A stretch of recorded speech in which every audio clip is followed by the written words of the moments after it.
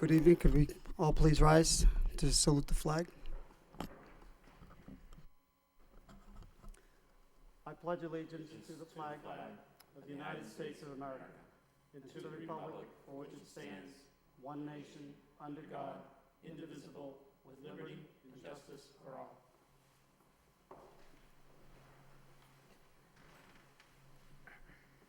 Could the clerk please call the roll?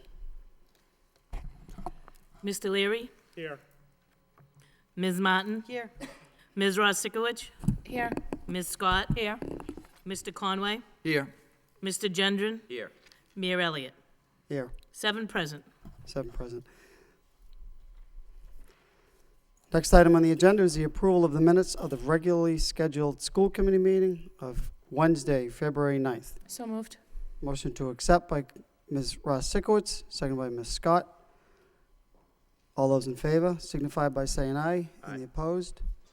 Motion carries. Next section of the agenda, under memorials. Theodore B. Oxton, husband of Pawtucket Memorial School Library aide, Leslie Oxton. Second memorial, Diane L. Gallagher, retired Bartlett School behavior specialist. Third, Vito Salvaggio, retired Daly Middle School teacher and supervisor of the instrumental music program. Could we all please rise with Dr. Chambers?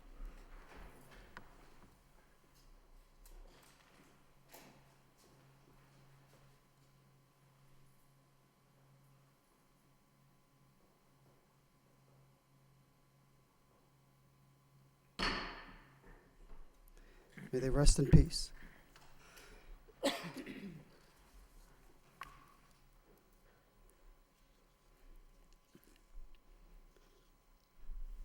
Under motions, first motion of the night by Mr. Gendron.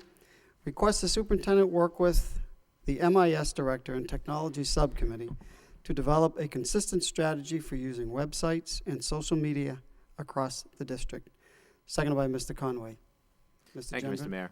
So I met informally with the MIS director last week and discussed a number of issues, which I think we'll be bringing up at a technology subcommittee soon. But one of the things that is of particular concern is our method of communicating to the public with websites and with Facebook. I think we could do a lot to improve that. There's a wide variety of, I guess there's a lot of inconsistency in the school websites and the department's website, and I don't think any use or very little use of social media. And I think that would be a great way to get good news out about the school system. We're always talking about how the media picks up on the bad news, but not so much on the good news.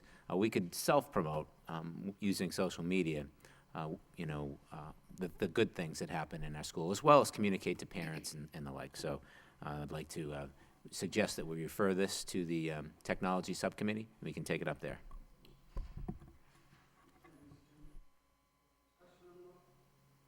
Thank you, Mr. Gendron. Further discussion on the motion?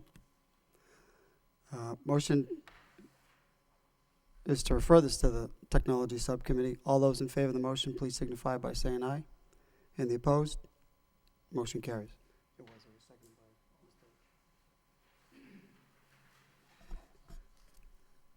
Next motion of the evening by Mr. Conway.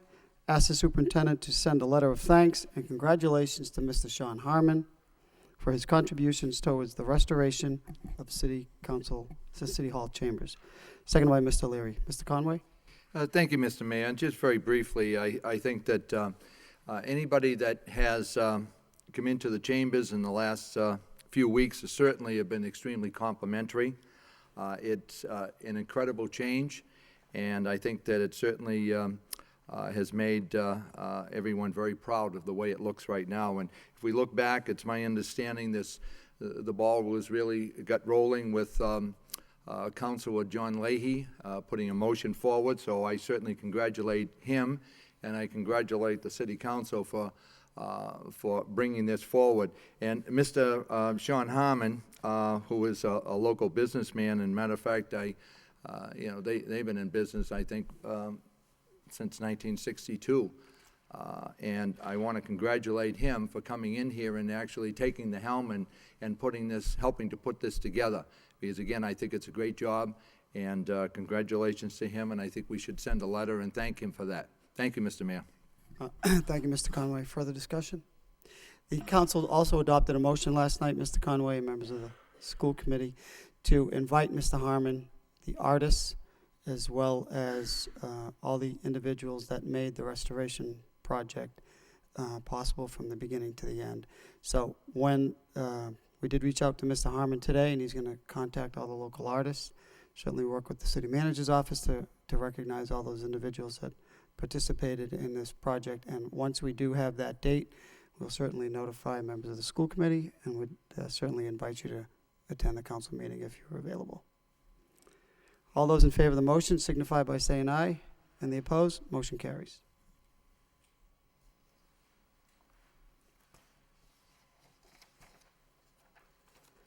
Next motion of the evening is by Mr. Conway. Ask the superintendent to give an updated report on the procedures and timeline of paying the athletic coaches their stipends on a consistent and regular basis.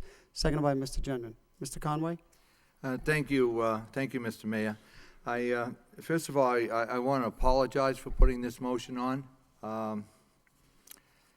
There is no way that we should have to expose the school committee once again to this situation. I know that, just to give a brief introduction, I've talked to, over the last few years, I've talked to the deputy superintendent, Mr. Lang, in regards to this, and I've made a number of telephone calls. And at the end of each conversation, I thought everything would be taken care of and it would be fixed, because I have received complaints that the coaches were not paid on a regular basis. And if you look back, and I have certainly said this on the floor a number of times, we're very fortunate to have some great coaches, very dedicated, and a lot of things that they do we don't know about by helping support those kids, not just as a coach, but also as a mentor, and also helping to pay for some of the things for these kids that can't afford it. And again, they're not asking for that kind of money, any kind of reimbursement. All they're asking for is the respect that they get paid on a regular basis. We have most of our sports are approximately 3 months in duration, unless they go into states or nationals. And the bottom line is, it's pretty easy to take a look at that and every month pay a third to the coaches. It's very simple, very straightforward. It's not that complicated. But yet somehow it gets complicated. And, you know, I look at it and I say to myself, after all the time that I have spent going over this and bringing, now this is the second formal motion in front of this board, if this happened in any other arena, it would not be accepted under any circumstances. You know that, and I know that. People that are sitting home there right now, if their bosses told them that they wanted something done and they were voted on it, and yet it wasn't done, you tell me what would happen to them. And I think, again, I want to take one of the teams as an example, the track team. It was 7 weeks before they got their first paycheck, and that was verified by a number of them. There's only 3 months in their season, 7 weeks. The season is now over, and when I checked last week, they still hadn't received their second check. So the season basically is over, even though they're into, I believe, states. They only have received 1 check. And I think anybody sitting up here right now, if all of a sudden Friday came around and you didn't get your paycheck, would you be happy about that? And if you happen to tell the school committee time after time after time that your check is not there, I mean, shame on us. I mean, we have a responsibility to pay these people on time. I checked with the city solicitor in regard to this, paying our employees, stipend employees in this particular case, on a regular basis in a timely fashion. And I said, are we violating any laws? And she said, at this particular point, I will take a look and see if we're violating any federal or state laws and report back. The bottom line is, I'd like to take this, if my colleagues agree, and put it into the athletic subcommittee so that we can once again take a look at it. I know the last time I put a motion on, we did get a response to school committee, and it had a schedule. And it said here below the dates for the fall 2013 1/3 payment installments for Lowell High School athletic coaches. It was done for the fall, and then I don't know what happened to the other two sections. I don't know what happened to the winter. I don't know what happened to the spring. But the fact is, this is an easy fix, and it should be taken care of. And again, in that subcommittee, I would like to have all those dates out, and then before school starts, they're sent out to all the coaches to let them know when they're going to be paid. Simple as that. They deserve that much. Thank you, Mr. Mayor. Thank you, Mr. Conway. Ms. Martin and Ms. Russikowitz. Thank you very much. I recognize that this is going to be sent to subcommittee, but is there an immediate answer that could tell us what the issue has been? Mr. Lang. Thank you. Yes, the issue really revolves around prepayment of services, which I disagree with. We put together a pay schedule over the course of, let me back up. So we hire a coach in the fall, the winter, or the spring. What we end up doing for the winter sports, because we're in that season now, is typically I'll split the season up into 3 sections. Technically, by the contract, the coach is actually receiving a stipend for completing a season. So we don't have to pay them until actually the season is complete. But to be nice, we actually break up the payment so that they receive 3 installments over the course of the season. When I look at the last payment that's going to be made, so they were paid one payment back in January. They actually received their second payment tomorrow. We can never tell when all of the sports are going to complete their seasons. There might be 12 sports going on at the same time. I think some of the feedback different committee members are probably receiving is if a team at this point has already completed their season, the regular season completed, they're out of the states, they now have to wait for the third payment to be received. I don't pay them individually when they happen to complete their season and be done, because we'd be doing a payroll every week or every other week, depending on what sport happened to complete, and it would be very frantic to try to track. This is manual payroll. This isn't an automated payroll, and I can't tell when the hockey team is going to bow out of the season or when the track team is going to or whatnot. And I believe, even as Mr. Conway indicated, the track team is still in some kind of a state tournament going on at this point. The last payment we make, we always schedule for the week before the next season begins. So the spring season begins, I believe, the 3rd Monday in March. And we schedule that last payment for whatever the date is the week prior. All of the seasons complete their sports. All of the coaches then have to complete their final rosters. They have to turn in their equipment. If they don't do that, they don't get the last check. They have to turn in their supplies and close out the season before they're compensated. But all of the coaches, regardless of when they complete their season, will receive their last check that last week before the spring season starts. Unless someone still hasn't completed all of their closeout. They haven't gotten all the uniforms in. We'll manually hold back a check. But I think that's the concern. Some coaches who happen to be done at this point in time are set to wait until the 3rd and final installment towards the 3rd week in March, and probably don't want to have to wait. But I'll be happy to respond again. I'll be happy to provide the dates I did provide the fall. I'll do the winter, and I'll tell you the dates I anticipate paying the spring out.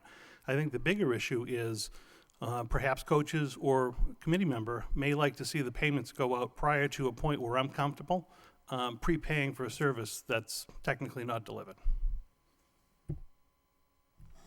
Okay. Ms. I'd just say, I mean, I do think it's important to note that that this is a stipend payment as opposed to a payroll payment, so they are handled differently. Okay, so then as it goes to the subcommittee, we'll get the list of dates for the next 3 seasons. Thank you. Ms. Russikowitz, and then Mr. Conway. Thank you. Actually, all of my questions were answered. I appreciate that, Mr. Lang. Okay. Mr. Conway? I got the schedule of all the sports, and at least the sports have just ended. They're all 3 months. They're all 3 months. And I understand what Mr. Lang is talking about, and the coaches understand that too, because they'll be the first ones to say, at the end of the year, they have to wait and make sure all the paperwork, all the uniforms are in, everything is signed, sealed, and delivered before that third paycheck comes in. But as we received this document from the superintendent, and it actually came from Mr. Lang to the superintendent, and it gives the, as Mr. Lang just said, the dates for the fall of 2013. We've already talked about dealing with 1/3 installments, and certainly instead of waiting to the end of the year. When we talk about, should not be that complicated. When we're talking about 3 months, and we're talking about coaches getting their first paycheck, 7 weeks, almost 2/3 of the season is over before they get their paycheck, that is unreasonable. That is totally unreasonable. And I think that it's not that complicated to divide it up by thirds, and obviously, Mr. Lang has already done this for the fall, I believe, for the fall sports. I have no idea why you wouldn't have followed through for the other 2 and just did 1. Why do 1 and not do the other 2? Doesn't make any sense. Mr. Lang? I'll be happy to provide that for the winter, and I'll be happy to provide that for the upcoming spring season. I think you're not going to be happy with the dates that I select to have the payments be rendered. Well, as long as it can be done within thirds, why would that be I don't understand why that would be a problem. If the motion was referred to the subcommittee, perhaps we can have that discussion there. It's just the way that I have to be comfortable that we're not prepaying for a service that may or may not get rendered, or a coach that may or may not turn in their supplies at the end of the season. That has nothing to do with the third. I'm not talking about the first and the second. I am talking about the first and the second. I'm not talking about the third payment. And I understand that. I think we've already established that fact, that the coaches, both you, I think the school committee realizes that everything has to be wrapped up for that payment and the last payment. I understand that. But I think we can talk about this in much more detail in the subcommittee on athletics. Thank you, Mr. Mayor. Thank you, Mr. Conway. Mr. Gendron? Thank you, Mr. Mayor. I was just going to say, I think we can detail this at the next athletic subcommittee, but it seems to me, while I think it's a valid process to wait until all the equipment's returned before the last payment goes out, seems like we might want to consider a prepayment of that first third. Yes, I would admit there's probably some risk to that, but the risk is probably pretty low, and it might make up for a little bit of delay on the back end. So we can hash it out at the athletic subcommittee. Okay, so a motion to amend to send this to the subcommittee. Oh, I'm sorry, Ms. Martin. Thank you very much. I'm sorry. Can I ask, are we handling these in the same way that we handle student advisor payments? Mr. Lang? The student advisor payments are, you're an advisor for the whole year, so it's not seasonally.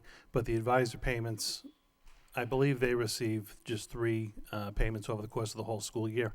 So off the top of my head, and I can give you the dates, but they receive 1 in November, 1 in March, and 1 in May, something like that. Well, it might be interesting very as you have your similar. conversation in the committee to consider going to that singular system, that you have 3 pay periods over the course of a year, and coaches and student advisors get treated equally, so that they get paid at the end of each one of the seasons with 1 payment. Then you'd have you'd be cutting it down. I don't know why we would treat our coaches so differently from the way we treat our student advisors, but it certainly seems like the student advisors have a cleaner system. so that you could really kind of set it up in trimesters. And at the end of each season, when everything's returned and all that, you'd be able to do those payments at the same time you're honoring the payments to the student advisors. I'm not on the athletic subcommittee, but I'm sure you'll enjoy having that conversation. Well, Mr. Conway? just very briefly, let's. This is going to the subcommittee. I know that. I think don't it's want to going to subcommittee. mislead. I don't want to mislead people, and all of a sudden, they've been getting 3 checks. Now, because this motion goes on the second time, we're gonna do something different with the coaches, and now only pay them once. I think that's unreasonable, and I think we'll work this out. Okay, so the motion to amend by by Mr. Gendron, seconded by Mr. Leary, to send us to the, refer this to the athletic subcommittee. All those in favor of that amendment, please signify by saying aye. And the opposed, motion carries. Motion to accept the original motion by Ms. Martin, seconded by Mr. Leary. All those in favor signify by saying aye. And the opposed, Aye. motion carries. Mr. Moving on. Mayor, Mr. Gendron? could I suggest that, I'd like to propose, I guess, that we suspend the rules to allow, I think the manager wants to make a presentation to the committee. So I'd make a motion that we suspend the rules to allow the manager to break in here and deliver his gift to the committee. Motion to suspend by Mr. Gendron, seconded by Mr. Leary. To suspend the rules, all those in favor signify by saying aye. And the opposed, motion carries. What is the item on the agenda, Madam Superintendent, there isn't anything on the agenda, All right. okay? I see there's a check, so we will, we'll forego the open meeting law under those circumstances only. I was a big stickler for the open meeting law, and I never could understand the suspension of the rules, but I appreciate you doing both tonight. Welcome, Mr. Manager. Thank you. Mr. Mayor, and members of the committee, Madam Superintendent. I come here tonight as I prepare to leave my position as city manager, and so I come really for 2 reasons. The first is to say goodbye, to thank you all for the opportunity to work with you over the last 7.5 years. It's certainly been an interesting experience as we've tackled many of the physical needs of the schools, and we've worked together on collective bargaining efforts, sometimes well into the night and into the next morning. But it's always been I think, a very good relationship between the city administration and the school department and the school committee, and I appreciate the opportunity to do that. The other part of our effort, though, has been in trying to get more money into the schools, and I'm happy that during the years that I've been here, that we were able to achieve the net school spending requirement that had, not been able to be achieved for a number of years before that. Unfortunately, as you know, we did run into a bit of a problem a couple of years ago with in fiscal year 13 with the not meeting the net school spending requirement, largely because of savings that we made in the area of health insurance and energy on the city side that went towards the school department. So we didn't get to do that. But clearly it's been our objective to provide support to the schools. So as a result of that, we did come forward with a plan last city council meeting. The city council endorsed that plan and approved the necessary transfer of funds to the school department to get us part of the way towards meeting that net school spending requirement. And again, that's something that I've been very conscious of and concerned with during my time as city manager, so I was happy to do that. So tonight, I brought with me a check for $2 million that I'm happy to turn over to the school committee as a down payment on the $3.8 million that we were a little short. It was money that went to the taxpayers, but this should get you something to keep the school moving in the right direction. But again, thank you all for the opportunity to work with you over these 7.5 years. Thank you.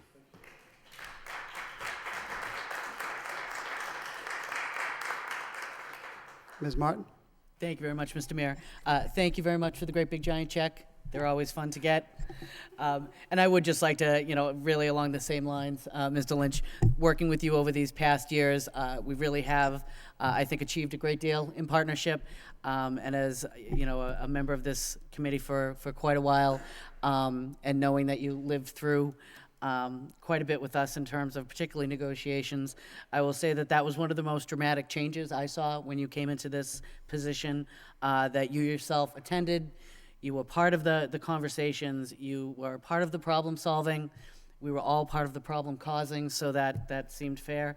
But it really was, you did great work with us, and we will miss you. Thank you very much. Thank you very much. Thank you, Ms. Martin. Further discussion, Mr. Manager? Nope, all set. Thank you, Mr. Mayor. Thank you. Thank you, Mr. Manager. Moving on to the next motion of the evening.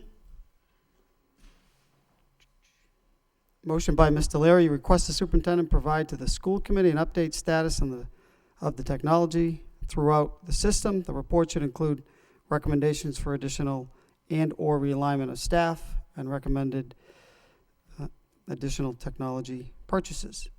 Seconded by Ms. Martin. Mr. Leary? Thank you, Mayor. Speaking of the aforementioned $2 million, I think it's a good time to take a look at the overall spending that we've had over the past few years in technology, seeing how far we've come, how well we're doing, what are the issues that remain, what type of technology purchases should we be entertaining. Like Mr. Gendron's motion earlier regarding the website, I think it should be referred to the technology subcommittee, which I believe will be having a meeting shortly. It's imperative that we go through the list to determine where we're still deficient, and also really review how we're using our resources, our human resources, in an effort to maximize training for our staff so they can utilize the technology. Not only do we need more staff, but are we aligned appropriately with the staff that we have? And how are they functioning? And, kind of going to an in-depth review, getting some recommendations from the administration, and then really making some decisions with some of the $2 million, which is really one-time money, and really updating areas where we're deficient. So I look forward to having that subcommittee meeting and talking this over with my colleagues. Thank you, Mr. Leary. Mr. Gendron? Yeah, Mr. Mayor, I'd just like to suggest that we refer that motion and that check to the technology subcommittee, and we'll take care of it. Motion to refer this motion and the check to the Technology Subcommittee by Mr. Gendron, seconded by Mr. Conway. All those in favor signify by saying aye. And the opposed, motion carries. Next motion of the night by Mr. Leary. Request the superintendent provide to the school committee an updated report regarding changes made, if any, to the substitute teacher program. The report should include the current status of our substitute teacher pool and additional recommendations to improve the program. Seconded by Ms. Martin. Mr. Leary? Just quickly, this is the second time I put the motion on. The first time we did get briefly some examples, but I don't know if we're actually doing anything different or anything more, meaningful or more importantly, valuable. I think the issue we address is that because we hired more tutors, a lot of the higher skilled folks are going to become tutors, and that we may still have a problem with getting high qualified substitutes. So I want a real in-depth report. Is that still an issue? Do the principals in the schools actually have a say who's coming in their door? Okay, I think that's important. The principal who's running, who we hold accountable to the success and the safety of that building, do they have a right to reject or accept those folks coming in? And then really look at what are we doing to really attract the best candidates in an effort to really, are we paying people enough compared to what they are in other districts? The training involved, is there training involved? What does that comprise of? So I really like to get an analysis on that and really do take this seriously as opposed to just an initial review. It's been probably 5 months since we put this on. It was definitely last year. Thank you. Thank you, Mr. Leary. Mr. Conway on the motion? Thank you. I think this is a very good motion and something that we certainly need to review. What I have heard from principals going forward, and again, the sample is relatively small, but I think the principals that I've talked with like the idea of having almost a favorite group that they can call and make sure that they're available because they happen to know those substitute teachers. And I'm not sure whether if they're capable of doing that with the new system or not. I think that, as one principal said to me, we know our school, we know our classrooms, and we know the type of person that can work with a particular class. So, we know who is going to be a good fit. And if in that report there, I hope that there's there's some wiggle room allowing the principal to be able to pick those 2 or 3 or 4 people that, that they might use on a regular basis because they know they're consistent, they're good, they know the kids, and they work well in the school. Thank you. Thank you, Mr. Conway. Further discussion on the motion? All those in favor signify by saying aye, and the opposed? Motion carries. Moving on to the next section of the agenda, subcommittees. Curriculum report and approval of the minutes of the meeting of Tuesday, February 25th, 2014, by the chairperson, Ms. Martin. Thank you very much, Mr. Mayor. The meeting did take place on February 25th. It was our first meeting of the curriculum committee, curriculum instruction subcommittee. We do generally meet on a monthly basis, so we did certainly have a great deal to cover in this inaugural meeting for the term. 10 different items were discussed. I'll do my best to be quick about it. Beginning with a research study that was brought forward by a current employee, Dr. Kelly King, who is a preschool teacher at the Bartlett Community Partnership School. She has had an ongoing research project, and is hoping to expand it and to continue her findings as while she's teaching in our school district. So that was approved by the subcommittee. Mr. Mayor, I don't know your preference, if you'd like to do these as we go through, or if you'd like to wait till the end, however you'd prefer to do it. I think it makes some sense to take the motions as we Go. proceed. Okay, so the motion was made, and I'd make it now to the full committee to approve Dr. King continuing her research study here in the Lowell Public Schools. Okay, recommendation from the subcommittee to recommend to the committee as a whole to approve is it the amount of, it's not in order. Okay. Motion by the chairperson, second by Ms. Russ Sikowitz. All those in favor of the motion signify by saying aye. Aye. And the opposed? Motion carried. Ms. Martin? Thank you. Our second item was a report from the Lowell Teacher Academy. The Lowell Teacher Academy has been in place here in our district for, I'm guessing, about 10 years now. It was an effort of previous superintendents and has certainly grown over these past years to become a real contributor to the quality of teaching here in our district. I think one of the key things we were able to talk about is that as a result of the Lowell Teacher Academy, which really does give new teachers a true induction experience as they enter the Lowell Public Schools, and really has a huge impact on certainly their comfort level as they begin their new jobs, gives them additional training and professional development to help them be successful, that the city of Lowell has an 85% retention rate of new teachers who come into the district and stay for, I believe the tipping point is 5 years. Nationally, that number is down around 50%. Of the number of teachers who come into a new position and will be retained for the first 5 years. So here in Lowell, we've been able to increase that to 85%, obviously improving the quality of teaching in our schools and in our classrooms, and really saving all those costs that are associated with that kind of negative churn as new staff are coming in and out of positions. That was just a report to the subcommittee. Our next report was the English Language Learners Report. We do have some challenges in this area. One of the key being taking our students. We have a lot of low incident languages in our district. We also have a number of brand new students who are coming in who have English language deficits that need to be addressed. Taking our students from that entry level up to a functioning level, which, as we look at it, it's a scale of 1 to 6, which is the access, the latest acronym to measure these things. So moving from that first level, that entry level, to level 3 has been a challenge, but certainly has been successful in our district. As I look at these numbers, I see a real challenge in that kind of 3 and up area. Those are students who are probably able to function in the world but don't have an academic level understanding of English, which is obviously, as they go through our district, more and more of a challenge for them. So that is an area that we will be focused on moving forward. Again, it's a challenge in our district, but one that we certainly recognize that these are the students we need to invest some extra time, whether it's through tutoring or other resources, to ensure that they get that mastery of the language, because certainly without that, there are no other, their accomplishments will be stinted moving forward. That was also a report to the subcommittee. We received an update from the Science and Social Studies programming, K-12. We do have some interesting things that have been going on.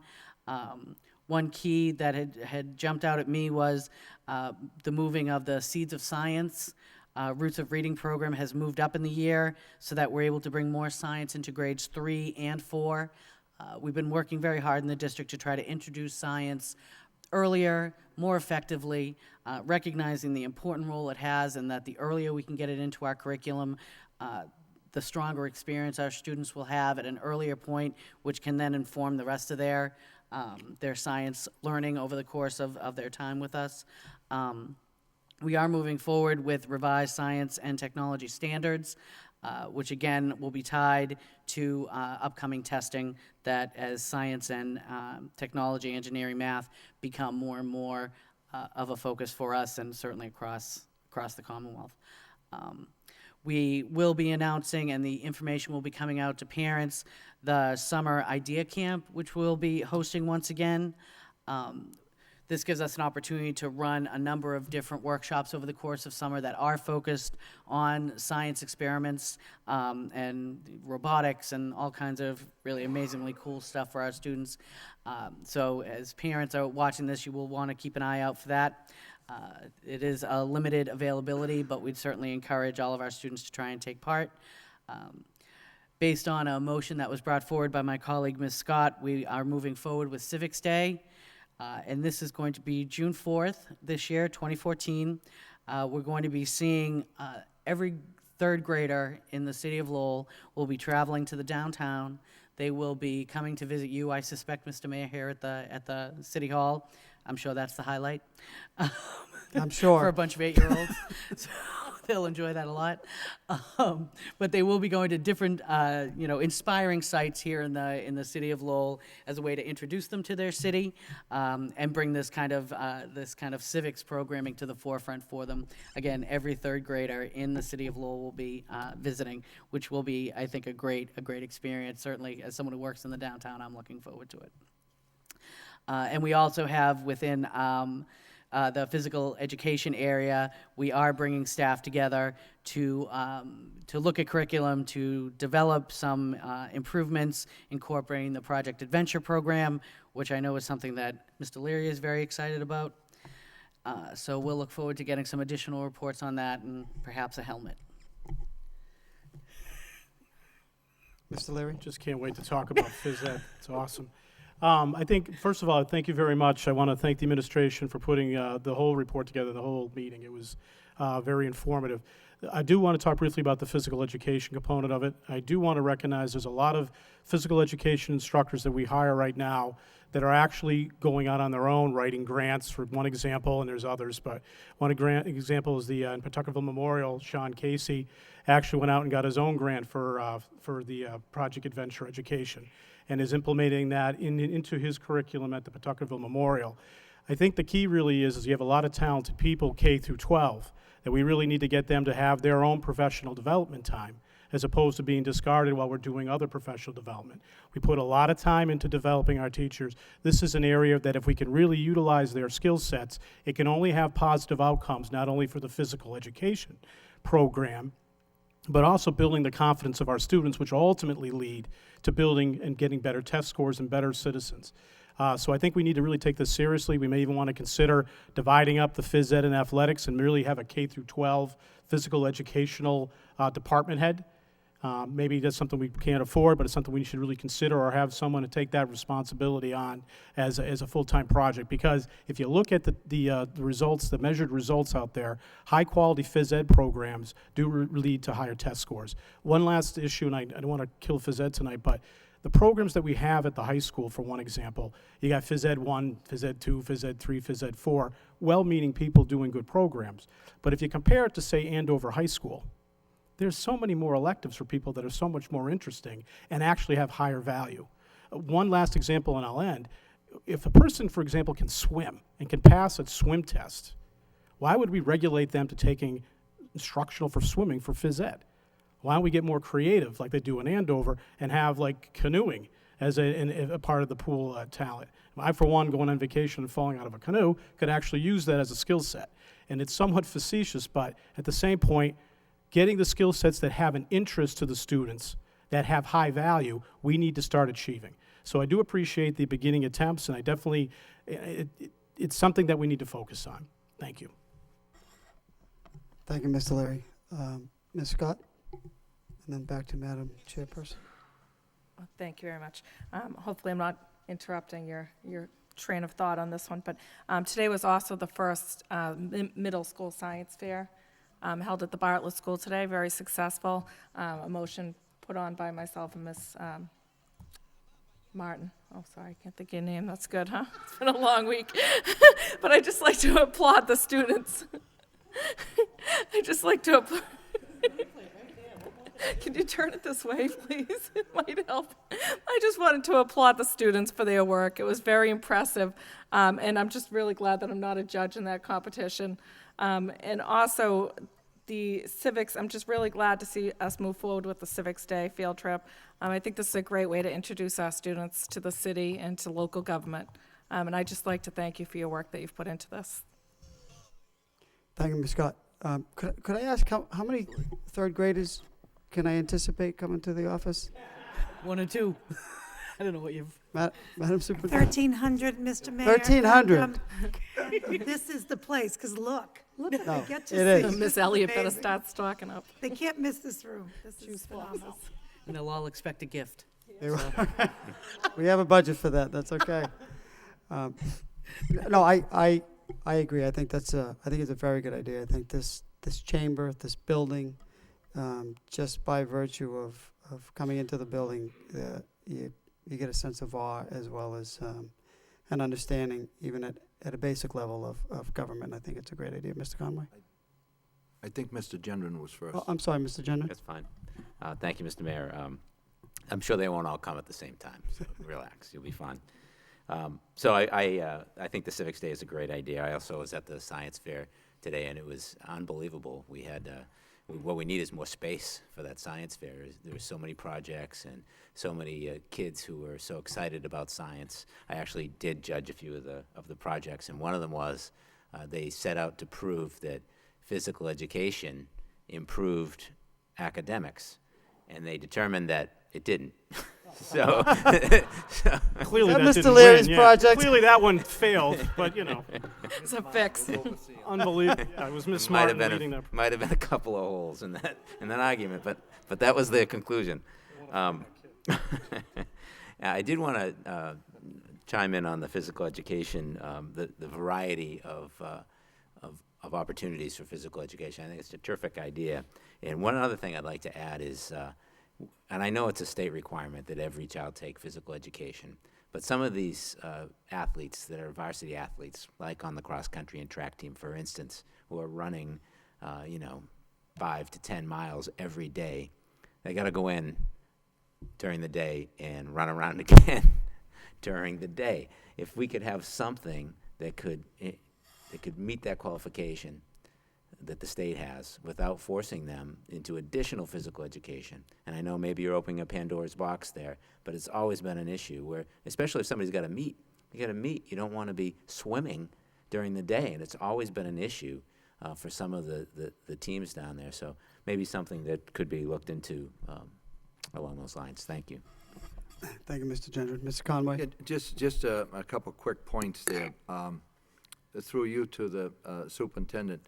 The civics idea is, I think that's absolutely fantastic. And civics used to be taught in the high school for many, many years. And I think it was extremely helpful. It certainly gave that introduction. And again, it was different than a U.S. history course. But it gave that introduction of what was going on in the city and the state and also the federal government. And it certainly emphasized the fact of getting involved and talking about the voting process, and we've talked about this numerous times, that we have very few people that come out to vote.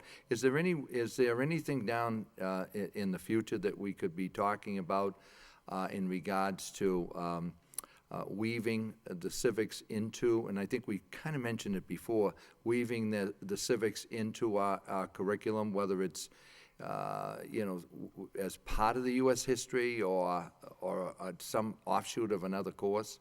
Madam Superintendent? In the standards, the civics is a strand of the standards. At the elementary level, for the last few years, we've had Discovering Justice as a curriculum, and so there is that whole justice piece that is through grades, kindergarten, first, second, third, and fourth, is that right? Elementary grades.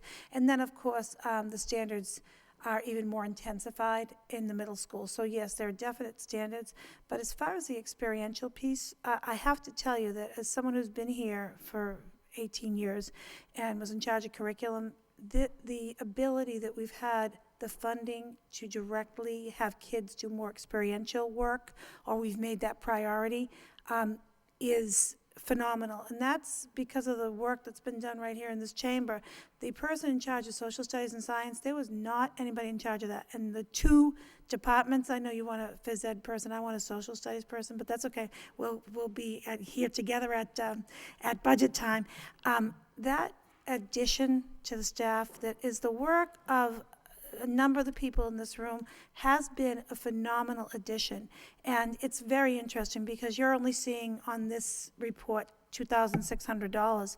What Mrs. Cohn has donated for backpacks from MACOM and all kinds of things that kids are going to get as perks that particular day, that's the work of the committee following recommendations for us to say, let's just beef up the curriculum.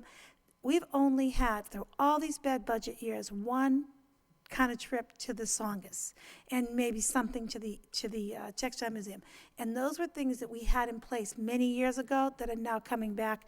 It's very happy for all of us to provide that to our young people. And the experiential learning, the science fair today is how we can combat the interest in school versus being on the iPhone and texting each other. That's the learning that has to occur.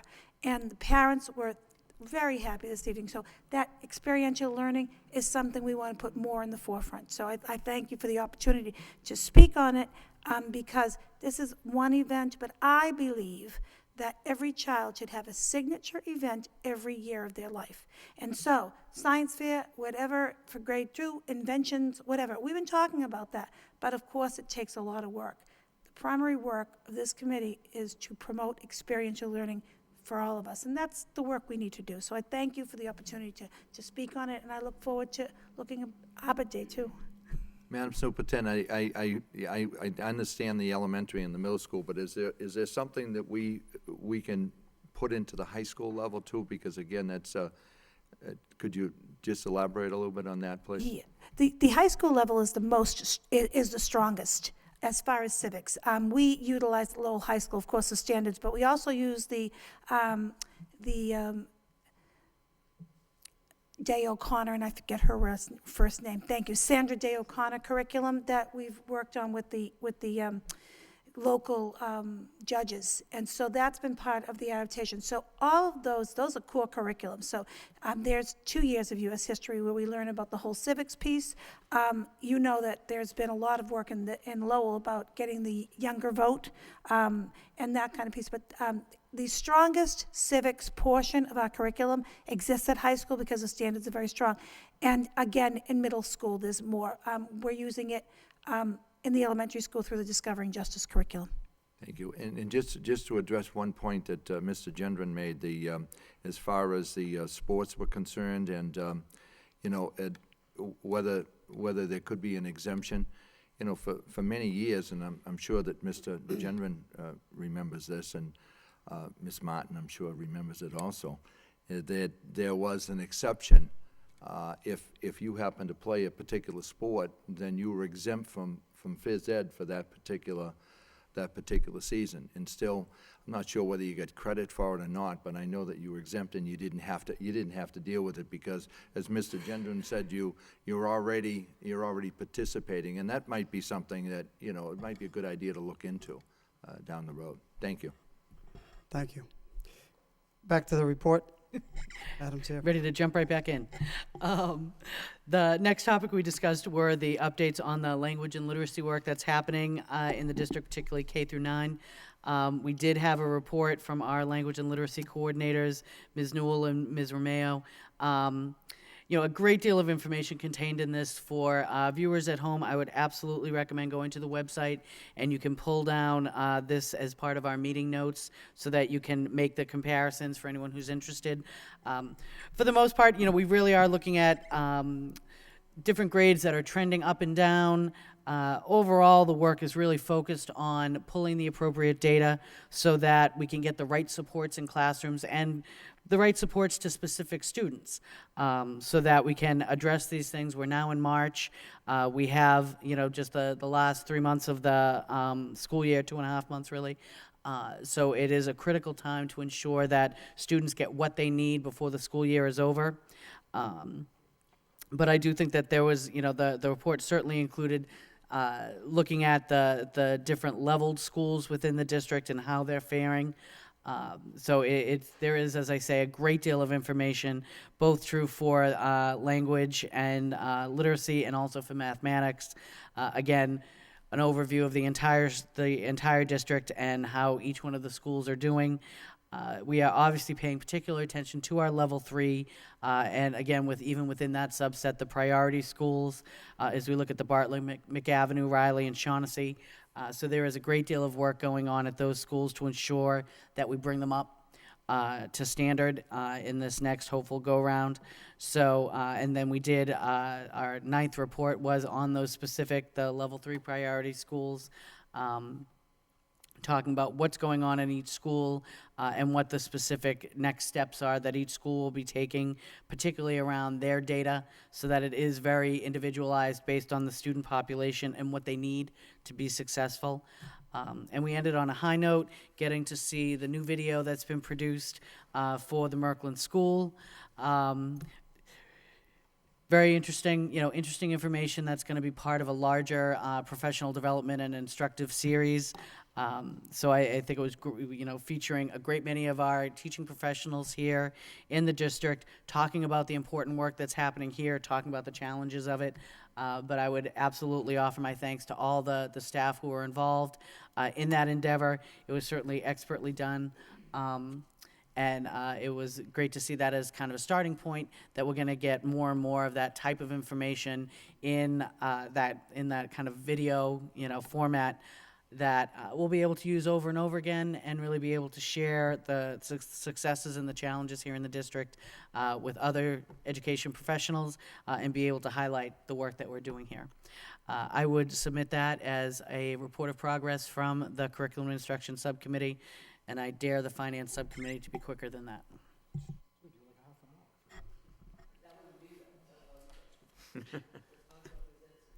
Okay, thank you, Madam Chair. So there are two motions, or there is one motion because there's a financial issue associated with your report. That being, a motion was made by Ms. Martin, seconded by Mr. Leary, to recommend to the committee as a whole to approve the amount of $2,600 from the core academic account to be used to help support Civics Day, correct? Motion to approve by Ms. Rosikowicz, seconded by Ms. Scott. All those in favor of the motion, roll call. Mr. Leary? Yes. Ms. Martin? Yes. Ms. Ross Sikowicz? Yes. Ms. Scott? Yes. Mr. Conway? Yes. Mr. Gendron? Yes. Mayor Elliott? Yes, 7 yeas, approved. 7 yeas, motion carries. So I'll entertain a motion to accept the report as a report of progress by Mr. Gendron, seconded by Mr. Leary. All those in favor signify by saying aye. Any opposed? Motion carries. Next report on the subcommittees is a finance report and approval of the minutes of the meeting of Monday, March 3rd by Chair Mr. Leary. Mr. Leary? We won't be as long as curriculum, but definitely much more exciting. The issue came up, we're talking about the net school spending as well as our year-to-date budget numbers. If you remember correctly, we began our budget with essentially a $1 million deficit. So the $2 million is fantastic at this point in time. It does fill that hole that we would be going into in next year's budget. What means basically we didn't have a shortfall this year, but beginning based on foundation, we'd be $1.1 million short. So we're much better off at this point in time. We did discuss the net school spending. We also went into the year-to-date information. Basically, Mr. Lang went over the salary line projections, which are now at $48,993,529. We project a surplus at this point at the end of the year, if things hold true, which they should, at $413,858. Some of the highlights that we're looking at, the challenges that we're being faced again due to the special ed cost for transportation, and then the unfortunate cost of the homeless transportation, which is just a very sad and devastating event that's happening statewide. We're projecting we're probably going to be running about $250,000 to $275,000 short of where our budget is. So Mr. Lang will have updates at the end of March, but at this point we're projecting about 104 students that are homeless, which is, I think last year we were at 40. So it's still signs of major difficulties in our economy. One good sign, however, is that the projected issues in terms of our food service contract, we're projecting around, I think it was $300,000, but the actual numbers at this point of monies that we're bringing in are $740,792. So that the contract that we do have with our mark is proving to be financially very successful. We are going to be having additional meetings going forward, and as the final numbers from the state and as the State House projects their numbers for next year. We did get a good update last night. If you watch the City Council meeting and what they're going to be, what the initial thought process is. Obviously, they'll be going through the numbers with the new administration, and we'll be working closely with the mayor and whoever the new city administration is to begin to bring together our budget. At this point, we only had one real motion for transfer. We were recommending from the city administration, and it was recommended by Committeewoman Martin and second by Committeewoman Scott to request a transfer equaling $720,082 from our suspense account to the budget FY14 health insurance premiums. And I make that as a form of a motion. Motion by Mr. Leary, seconded by Ms. Ross Sikowitz to recommend to the full committee a transfer from the school committee suspense account to the health insurance premiums account. Discussion on the motion, Ms. Ross Sikowitz? I just have one question. What's the balance on our suspense account? Hang on one sec. I just flipped by that page. Timing is After everything. this transfer, it's approximately $72,000. If there's no objection from members, could I just ask a question from the chair? Could you just give a brief explanation, Mr. Lang, on the need for the transfer to the health insurance premium account? Sure. When we had gone through our budgeting process last spring, we knew we were going to come up about $1.1 million short, and we didn't want to make any further reductions to the budget. So at that point in time, we had projected that there would be approximately $1 million surplus at the end of 13, and we voted to carry that surplus from 13 over to 14 to help make up that shortfall. The account that we actually, because we had to have a balanced budget, the account that we underfunded was the health insurance premiums account, because it's an account that we don't have to tap fully until May and June is when we'd actually make that last payment. So when fiscal year ended on June 30th, the actual balance that I reported to the subcommittee the other night was $1.3 million. And the offset that we had to take, we knew this, we just didn't take the vote until this point in time, was $1,168,74.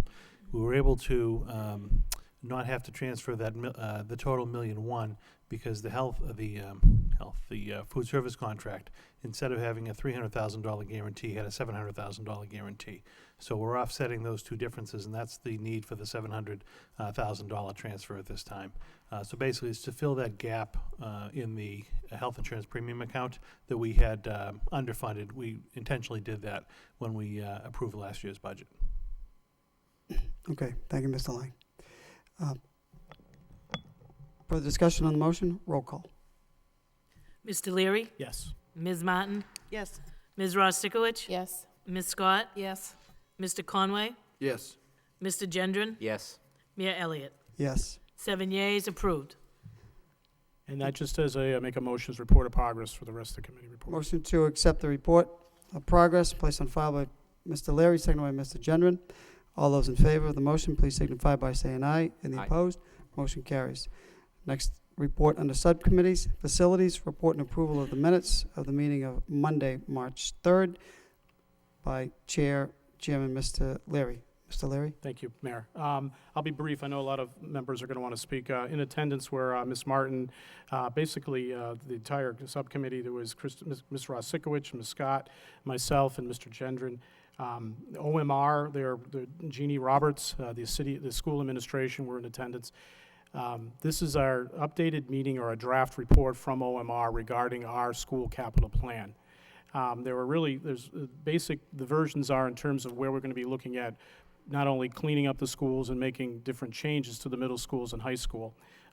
The three middle schools in question are the Wang, the Daly, the Robinson, and potentially a new K-8 facility. In addition, looking at the Lowell High School. The basic premise of the meeting was to ask questions in terms of what was our target time frame of expressing interest to the school building authority.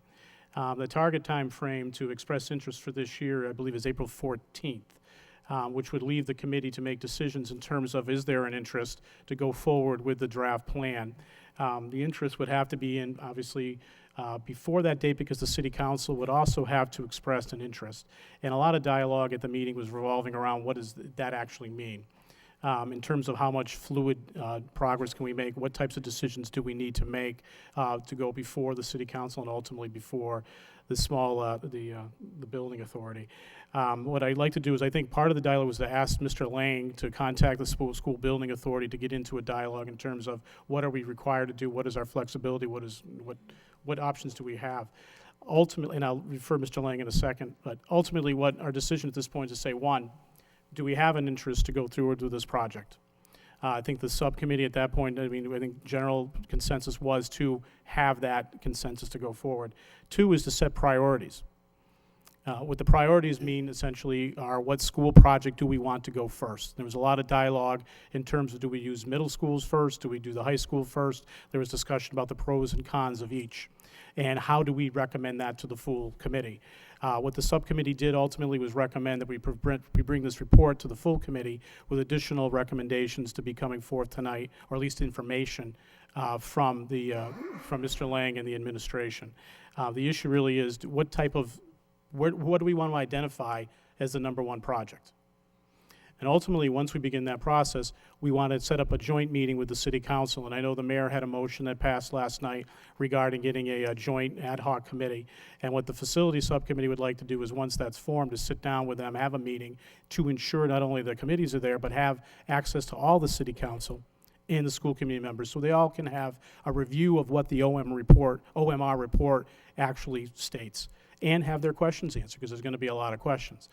Ms. Rosikowicz pointed out correctly, can we get this information from OMR out right now? And I think we have it on the website, but we need to get really the volume should be going out to the city council now so they can have that at their convenience to start to really digest exactly what type of projects we've been looking at. And ultimately, our goal is to sit down with the community at large and have those discussions. Some of the issues that are involved, taking bits and pieces of why we're doing the certain middle schools. And we went into a discussion why we would be doing the Wang and the Robinson and the Daly, as well as why do we want another pre-K-8. We also discussed the high school, and I think Mr. Gendron, he can present himself better than I will, but basically had good points regarding why did the school committee really have an interest of using downtown as opposed to other locations. And I think part of the issue came down to the cost, where the cost for using the downtown was actually approximately, if you're using today's dollars, about $50 million less. Also, you're looking at different sites that have been in discussion. For example, this Prince site off of Moore Street, the reality is that would not be able to have one high school. It wasn't big enough based on the standards that are allowed for a school that's going to be taking about 3,000 to 4,000 students. But there is a lot of dialogue, and as I said, as we discussed this at the end of last year, we really are only in the second inning of a 9-inning game. We have a lot more to do, a lot more for the community to digest, a decision to make as to what priority or what project we would like to go forward with, and then beginning to sit down with the school building authority, who actually will go through this whole entire process again. And they'll have a lot to say in terms of what costs they're willing to present, and then ultimately the community and the city council and the school committee will make final decisions. So I think it's a project that was well worth going through. I think we're about to enter the third inning. It's still a long way to go. There's still a lot of flexibility. But I do want to have Mr. Lang comment on what he found out today from the School Building Authority regarding what we have to do in terms of making decision what's our top priority. So I don't know, Mayor, through you to Mr. Lang, because he's had that conversation with him, if we could get it, what we're required to do, what we can do, and what we can't do. Mr. Lang? Thank you. Just for a second to talk about the process and kind of where we are at this point and some deadline, timeline decisions we have to make. I thought the meeting the other night was very good to kind of provide an end to a lot of the work that OMR has done with us over the last 9 months of bringing this comprehensive facilities assessment to completion. So everyone, has access to the draft. The draft is posted online, and we can make available copies to anyone who would like it. We had applied, as you know, as we went through the process, the end result of the OMR study was basically 3 tiers. There were schools that were identified as kind of major renovation repair projects that we want to try to tackle over the next 10 years. The next section of the report talked about other facilities that had or were qualifying to the accelerated repair program for specific issues with roofs and boilers and window systems. And then a third tier were other projects that wouldn't qualify because of the dollar amounts involved for actual full capital projects with the SBA, but they're projects that need to be accomplished by the city over the next 10 years just to keep all of our facilities in line. So looking at those 3 tiers, on the top tier, we had identified, based on the different visioning sessions that we had gone through and looking at all the analysis, that we thought the best solution was to do renovation additions to 3 of our middle schools, the Daly, the Robinson, and the Wang, basically bringing them from 6-strand middle schools, having 6 classrooms at each grade level, to 8-strand middle schools. And the luxury of that plan is currently in those neighborhoods, we have 2 4-strand elementary schools that try to feed into that one 6-strand middle school. So by having it be an 8-strand middle school, the feeders would be much cleaner than they are now, and we're seeing the kind of the waiting lists at those particular schools from the neighborhood. So that really allows for more neighborhood programming. So that was a positive end of the report. There also is a need long-term for another school, and they had talked about a pre-K to 8 school somewhere in the city yet to be identified that would be a 4-strand kind of a mega pre-K to 8 school. And another project, obviously, the high school needing renovation rehab. So of those particular projects, I think everyone's in agreement that that's a direction to look at, that those projects should be submitted by the April 14th deadline to the MSBA. So what we have to do to actually submit those projects, and they were submitted by individual schools, is have the school committee vote at the next meeting on the 19th to endorse those particular projects. The city council would then vote the week later, or there's one extra week of buffer in case something happens, that last meeting in March, to authorize the superintendent to actually file those statement of interest for all of those projects. And I think everyone was pretty much in agreement with that. The question that we have to do is then specify a priority project for the SBAs for consideration. It's the project that the committee and the community really feels needs to be the priority project for them to consider. And what I did say after the meeting that night, I would go back and have a conversation with them to try to get a better understanding of what that means. And I had a very long and good conversation actually just before coming to this meeting, and a few things were cleared up. First, what I can report out is that as far as the accelerated repair programs, we put in 6 applications a few weeks ago. They said they will consider multiple applications at the same time, so those 6 projects are in play, and 1 to 6 of them could be recommended for approval as early as the end of March meeting of the SBA board, which would be great and fantastic.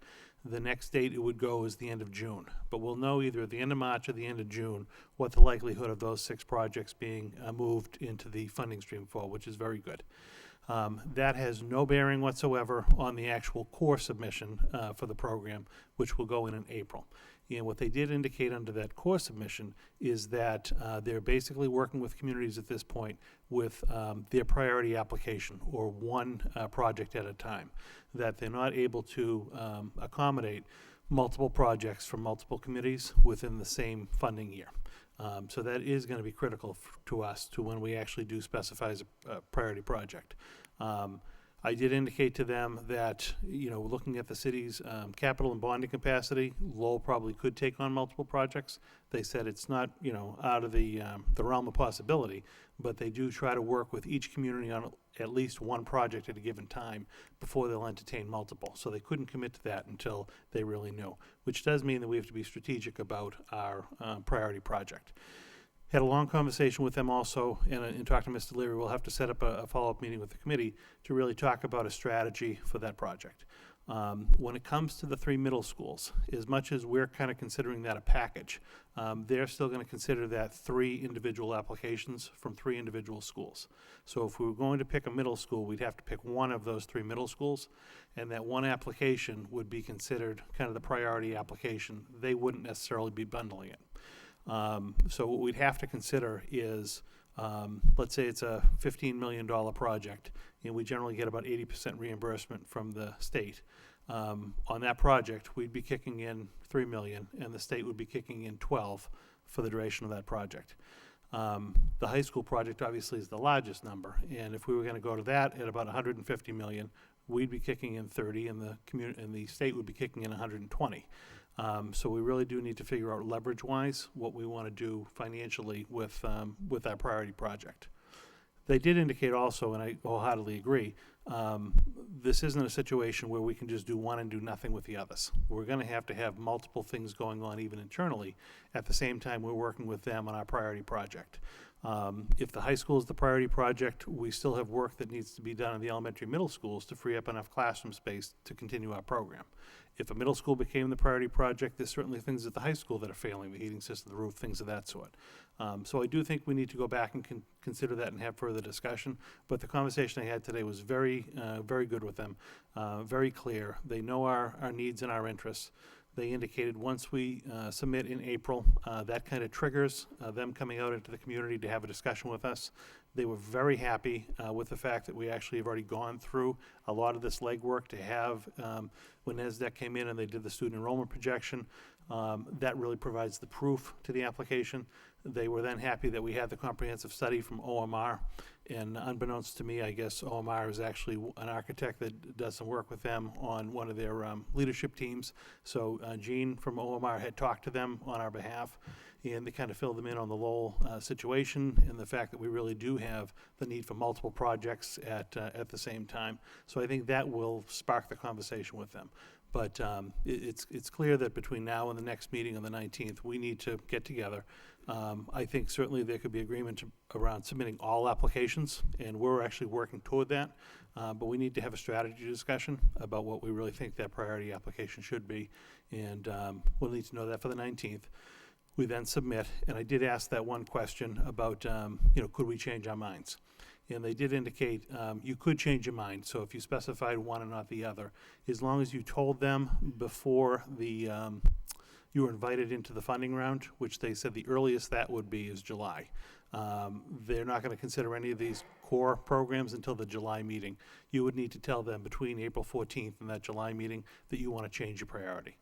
There was some discussion at the meeting that night, and I agree with it. We really should probably just have that decision now and submit the application and not look like we're flip-flopping in the MSBA's eyes.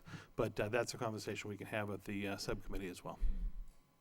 So just the point then Mr. Leary? basically is that the goal, I think, of the subcommittee was to refer this to the full committee as a point of information to ask additional questions. But the goal, I think, after that is really to make a decision and vote on the 19th of our intent and interest. Also to set up a joint meeting with the city council to really go over what this report says. They get that information to the council, long prior to that, so they have it so they can digest a lot of what is in that report, and then ultimately go forward. The biggest issue for us is really what is our number one priority, and I think that's something that we need to vote on by the 19th. Well, I guess we would, Mr. Lang, I guess really quickly, we should have a subcommittee meeting probably before your next, that Tuesday school committee meeting if we can. That's the 18th, I think, and then have that initial open dialogue with the council. Thank you. Mr. Lyon, just want to recognize Mr. Gendron. You'll probably be able to answer some of the questions he may have. Mr. Gendron?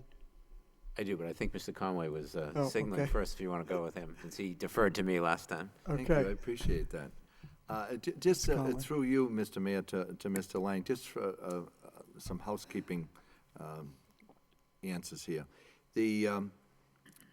Let's assume for argument's sake it's a 80-20 ratio. Does that hold true for all the projects, or would it be, because we're talking about something that might be 10 years down the road, is that something that because we go from one stage to another, that funding might change somehow, or would it be steady, solid? The funding can technically change every year until you get locked into a project. So let's say, just for argument's sake, it's 80-20 right now. If we submit the application and we're approved, they would lock in at that 80-20 rate. If a year or two from now, our rate happens to change to 75-25, they would lock in for that But would project. that be just for that project, or would it be for the entire? Individual Just the project. individual. And when we talked about the accelerated projects, is that the same, is that at a different ratio than what we're talking about, the long range? Is that the same, or is it different?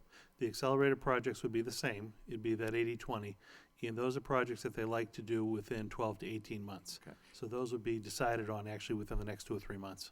Okay, and just a couple other, and I think he answered the question. I was wondering whether, when we prioritize, and let's say for argument's sake, we prioritize the middle schools, then the middle schools would be, would it be one project, or would it be the three? It would be 3 projects? Is that Yes, correct? It would be Okay. 3 projects. All right. Now, just one other quick question. If we prioritize, for argument's sake, the middle schools, when we go back to the SBA, do they automatically go along with our priority, or do they look at it and say, this really shouldn't be your priority should be something else?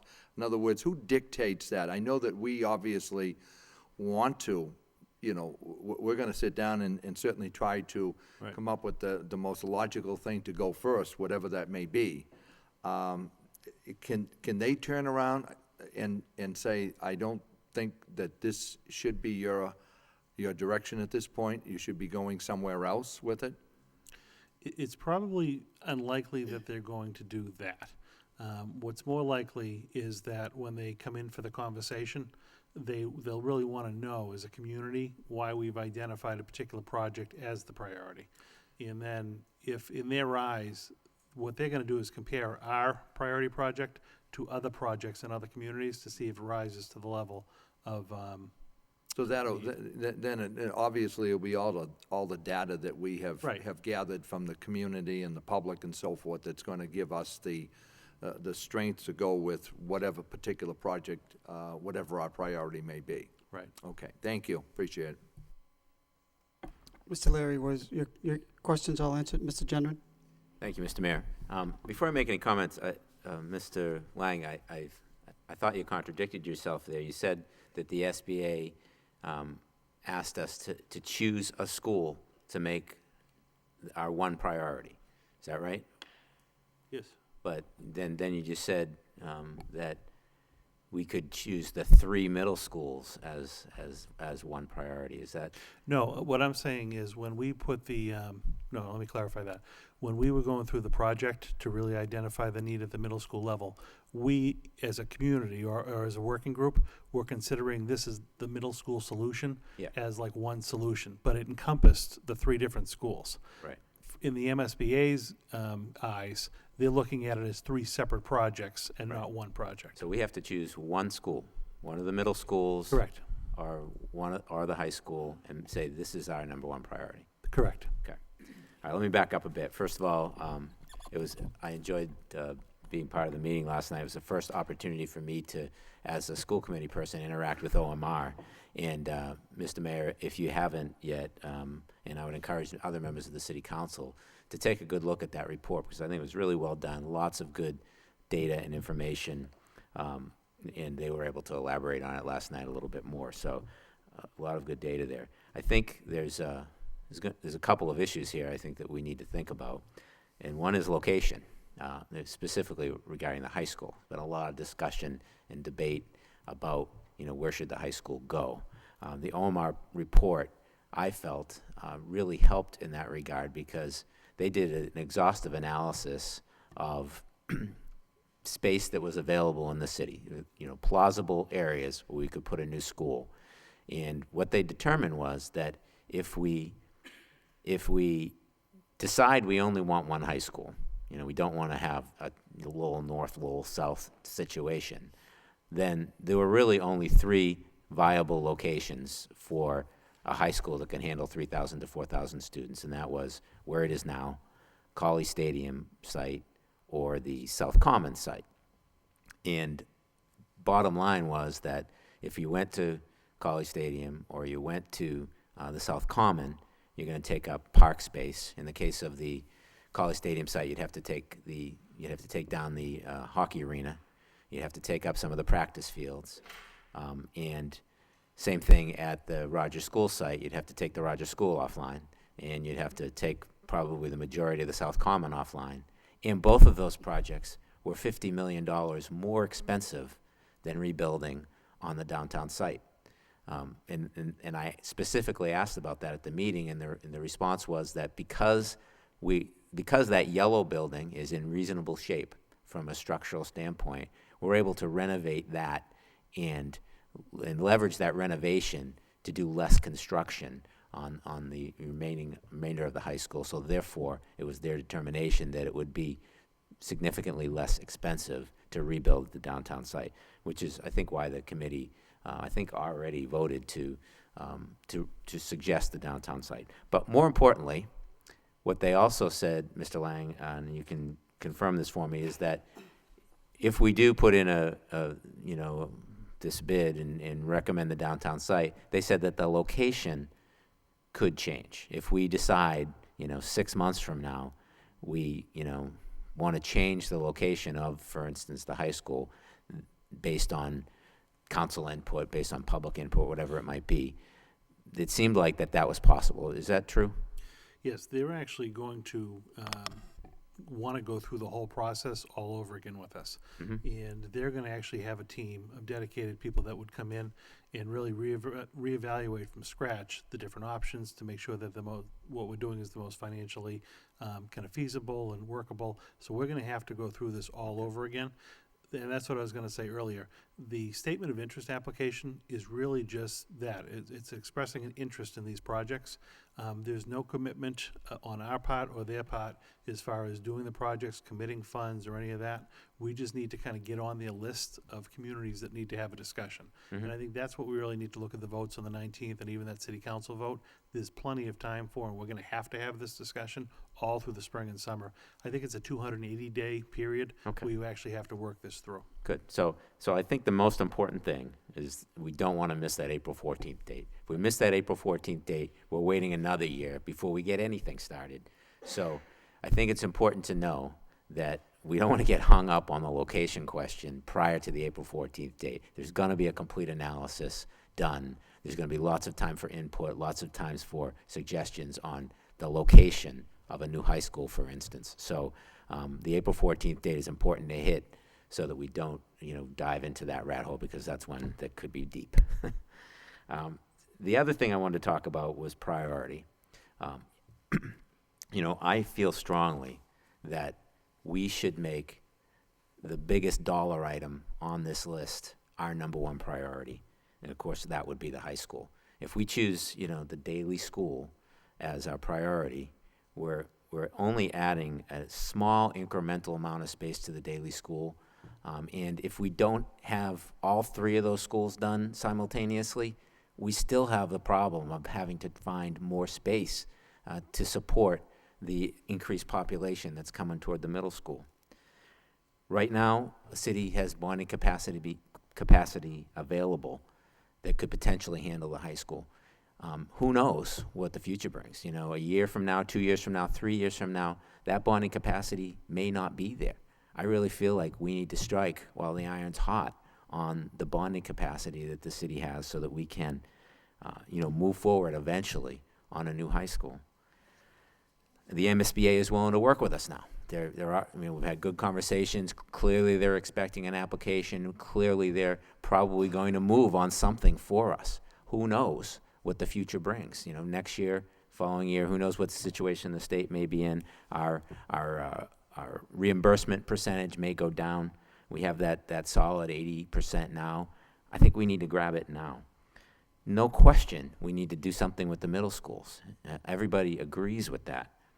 But the middle schools is more of a space issue than is the high school. The high school also has a space issue, but there's more facility issues at the high school. We have the issues of the roof leaking in multiple locations. We have the issues with the heating system. And yeah, I know we have another option where we're going to try to patch that up, but as Ms. Martin pointed out last night, it's been leaking for a long time, since she was a student there. So it's not something that's going to be done overnight, whether we have that capacity or not. There's also the other issues at the high school.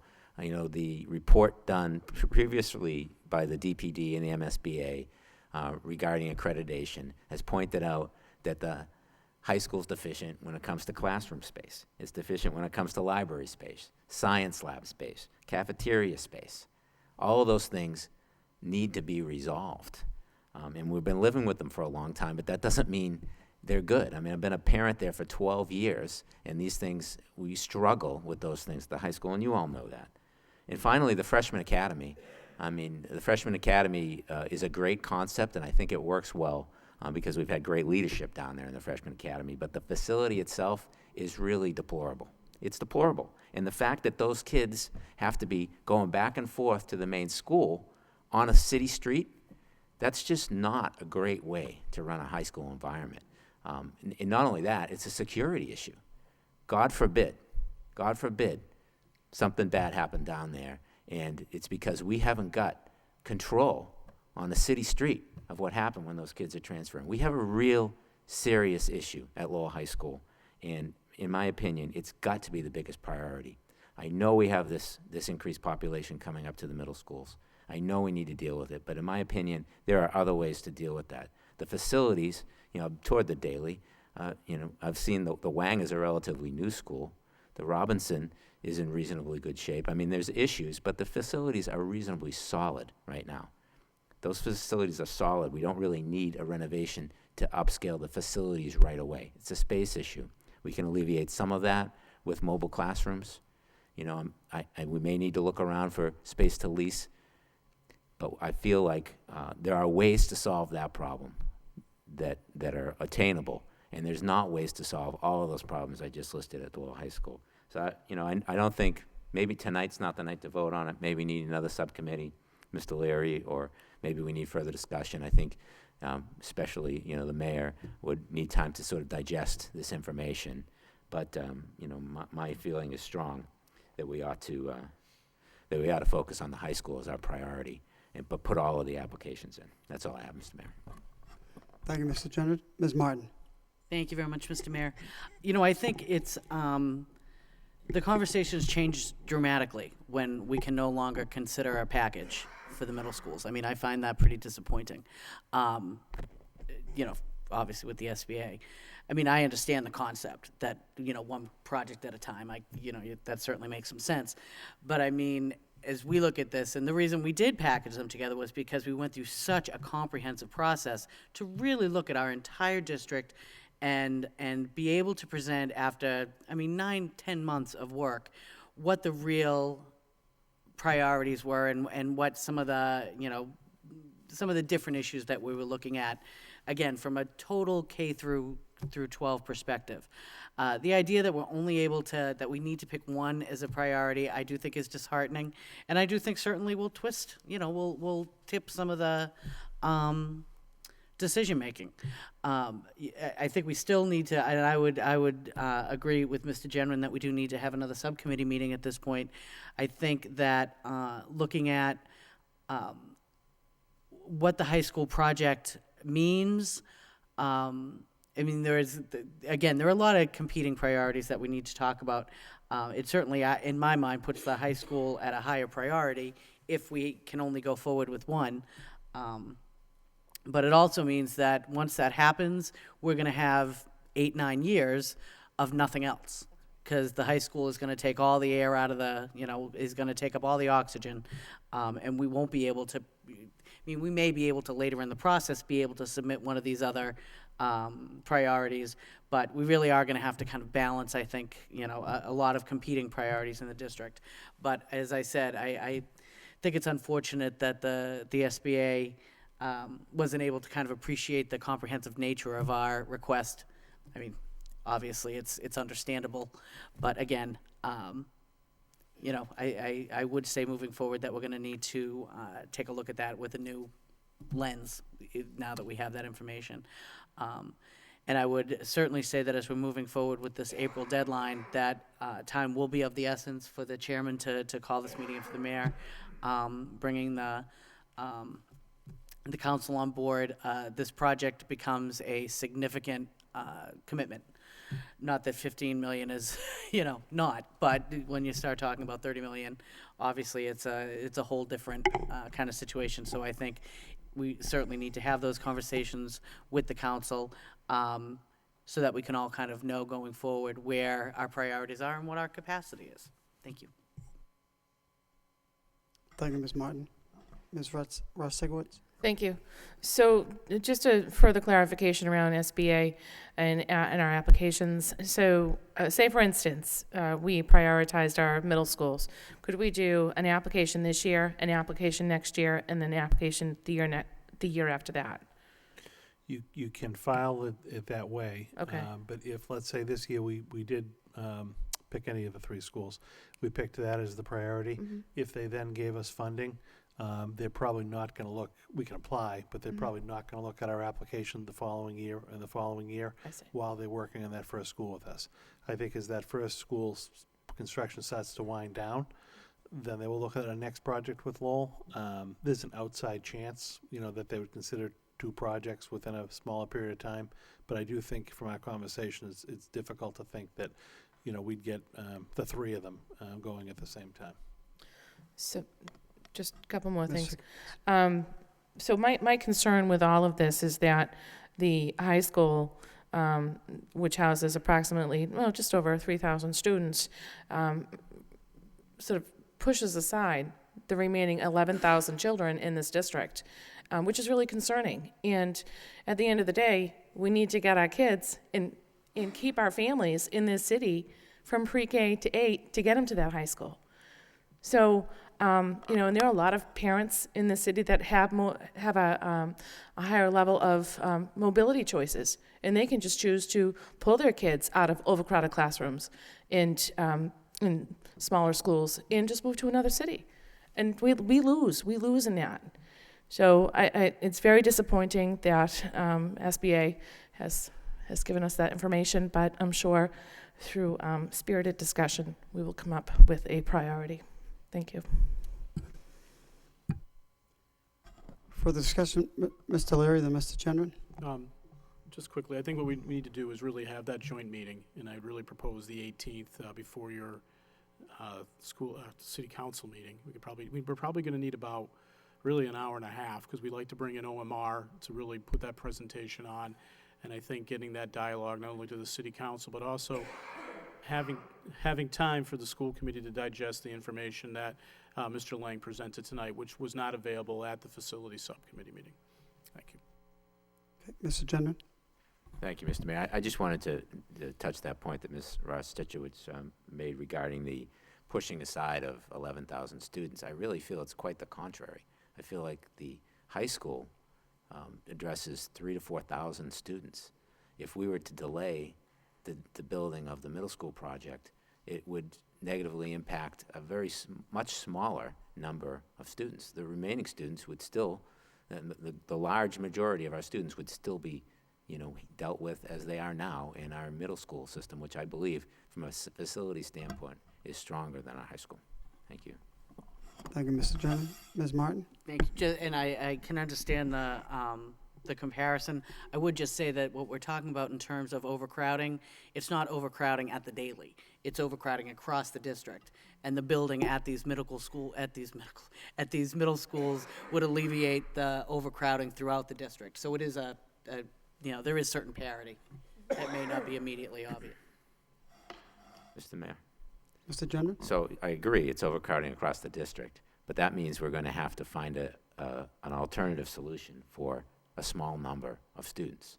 And those small number of students may be negatively impacted because of that, but it's still a smaller number of students that will be impacted by that inconvenience than what is currently at the high school. Thank you.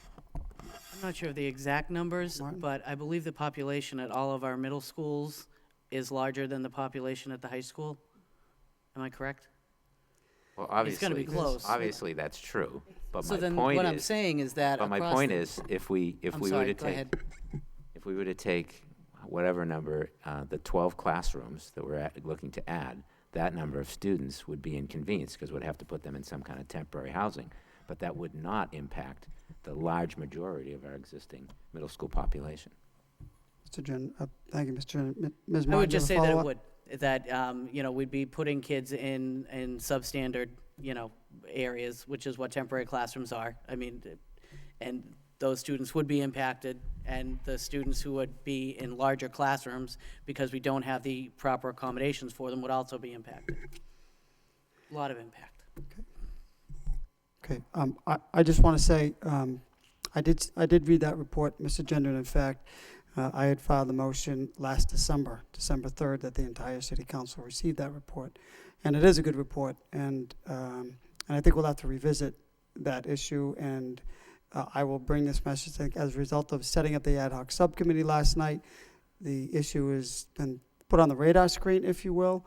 However, I do feel that time is of the essence, and the council does need to be brought up to speed on not only that report, but the additional information that was presented tonight, that we do have to put this motion in progress as soon as possible. I'd also like to suggest that while there was a subcommittee set up, I can just presume that the entire city council will want to be informed, updated, and engaged in this discussion, and I will work with Ms. Cormier and try to set up a time where this body can meet together with the city council sooner rather than later. So if the 18th works, then we can tentatively schedule that. I'm a little concerned that we have there's an economic development subcommittee meeting that has been scheduled for quite some time. It's actually rescheduled since the last snowstorm. But if there's some flexibility, it might make some sense to have it on a different night. We have interviews for city manager, auditor as well. We'll have to try to mix it in there. So I do think it's important that we have this discussion and let the council know there are 6 options at this point. And while the decision does not have to be made immediately, we do have to proceed with submission of our intent. Is that correct? Okay. So I will commit between now and the very near future to try to get a date to have that meeting and have the discussion to move this process along. Mr. Conway? Yeah, thank you, Mr. Mayor. I'd just like to make one point. I mean, while we're going through all this, I'm kind of surprised, and again, I've been in those meetings where OMI have, it's been a great presentation, but obviously they must have dealt with the SBA numerous times in so many different projects. I'm surprised this didn't already come out to let us know that we couldn't be doing multiple projects at the same time. Why wouldn't they have given us that information? Because I think it could have clarified things and had us working perhaps in a little bit different direction. Because I was under the impression that we could be doing multiple projects at the same time, so that that you could be taking a look at the needs on all 3 levels. And again, not all of them at the same, not all those schools, but maybe one in the elementary, one in the middle school, and then deal with a portion of the high school. But I'm surprised they didn't come up with that. Through you to Mr. Lang, do you know why they wouldn't have given us that information or shared that with us? Because I think it would have perhaps changed our direction here. Mr. Lang? Perhaps. Yeah, I mean, I don't, they weren't withholding information from us. And again, they're part of the, like the MSBA's working group. I think it just, you know, the SBA as an organization is evolving. They're relatively new. They have different allocations of money each year that they can spend on projects. And just, they now know from other communities who have applied for projects over the last 2 or 3 years that are kind of in their pipeline of how much money that they're gonna need to allocate towards those projects. And I think just at this point in time, the SBA is saying it's not likely that they're gonna be able to have the capital to fund multiple projects in Okay, each and community. I wasn't alluding to the fact that OMI was withholding information. I'm not saying that. But, so in other words, what you're saying is it's not necessarily etched in stone that you only can have one project at a time? Is this something that we can go back and negotiate with them and talk to them again about it? And showing them that we obviously have a very complex, Right. a very complex situation. This isn't, you know, this isn't going into a community where you've got, you know, one elementary and one middle school and the high school, which obviously is a much more simplified situation. This here is extremely complicated, which has been brought out by a number of people here at this meeting tonight. Does it make any sense to go back to them and try to explain that we might like to have, if at all possible, you know, parallel projects going on at the same time, which would make much sense because of, again, the needs. I mean, Ms. Martin, I think, was, you know, certainly pointed that out. Mr. Jennings pointed out the high school, and again, that if you take on one project, you've got a major group that's sacrificed. I mean, those kids in the middle school, they only have one shot at those grades, and to have portable classrooms, I mean, you know, going back years ago, we had portable classrooms. It's terrible. There's no doubt about it. But then again, on the high school level, you know, this is our last chance we have with these kids, and we want to have the best for them too. So it's a very complex problem, and I'm wondering whether you could go back with your, you know, with the superintendent, or I don't know how you guys do this, but and plead that case one more time before these deadlines and before the meetings. Is that possible? I mean, like I said, I had a very good conversation with them. Nothing is etched in stone. They were just kind of telling me in general terms, you know, you can't bank on more than one project at any given time. I mean, we would still be submitting all 6, the recommendation would be to submit all 6 projects to show that we've done our due diligence, we've gone through the process, and, you know, at a minimum, we want to do one. Lowell's a unique city. Like, there's only a handful of the, you know, cities similar to us, and it really does warrant the conversation with the SBA. And in the past, too, that's where the delegation has come in, and we've been able to do some different things. I think it's important that we get consensus around submitting all the applications.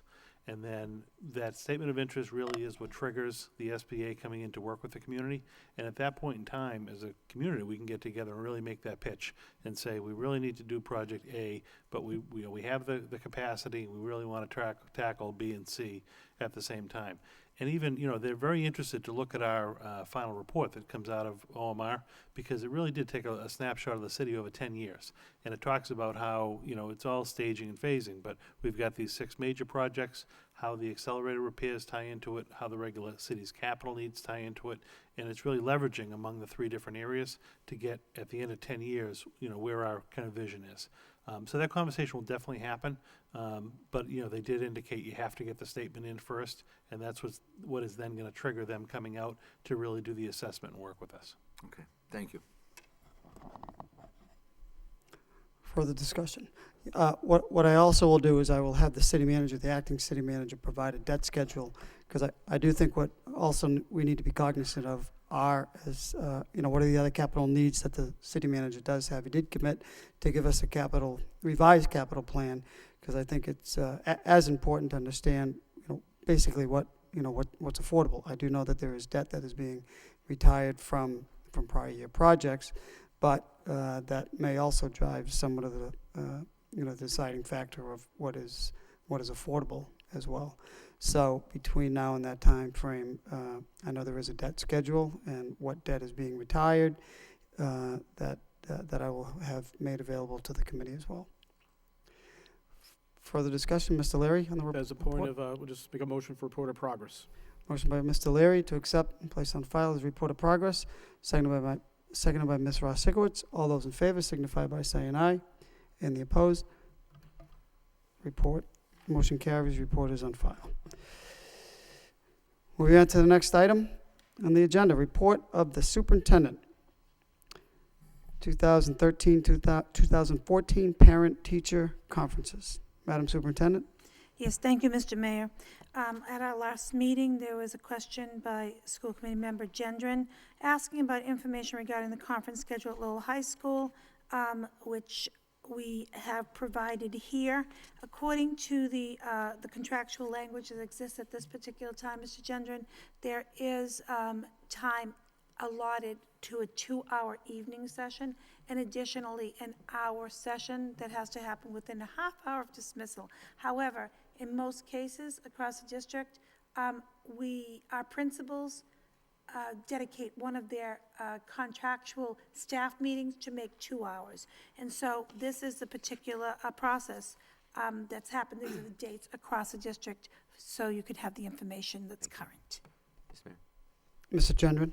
Thank you, Madam Superintendent. Yes, I saw that. Thank you for that information. And it sounds like there's a daytime session coming up. But there was another part of that motion, which was to then use that to help improve the course selection process, which right now I feel like is very kludgy. It's done between the student and the teachers, and the parents have like one day and if the kids don't bring it home that night and say, here, Dad, look at this, here, Mom, look at this, then they don't have any time to actually get involved directly. So I thought that if we could use that session as a vehicle to get the parents involved in the course selection process directly, then I think that would be make it a better use of time. Thank you. Further discussion?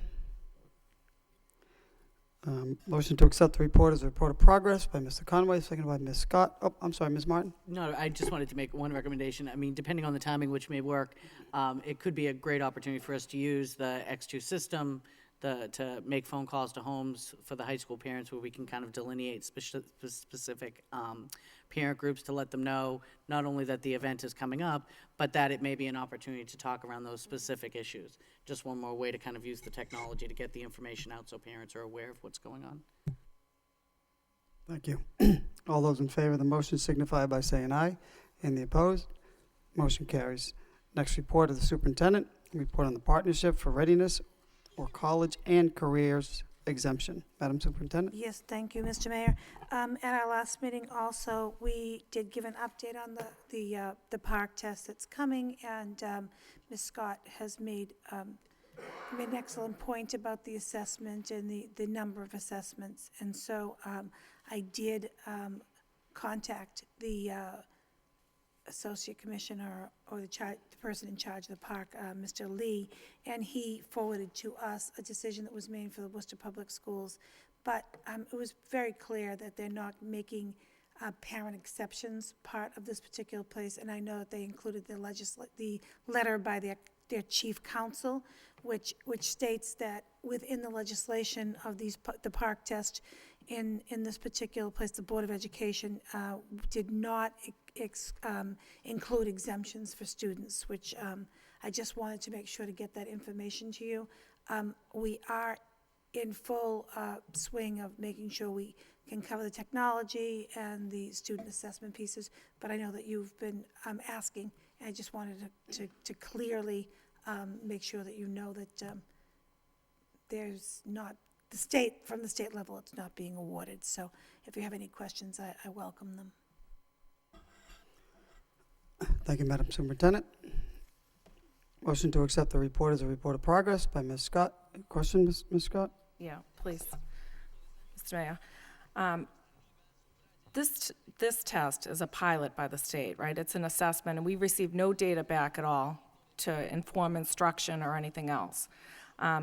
It really troubles me that I don't understand how parents don't have rights in this decision.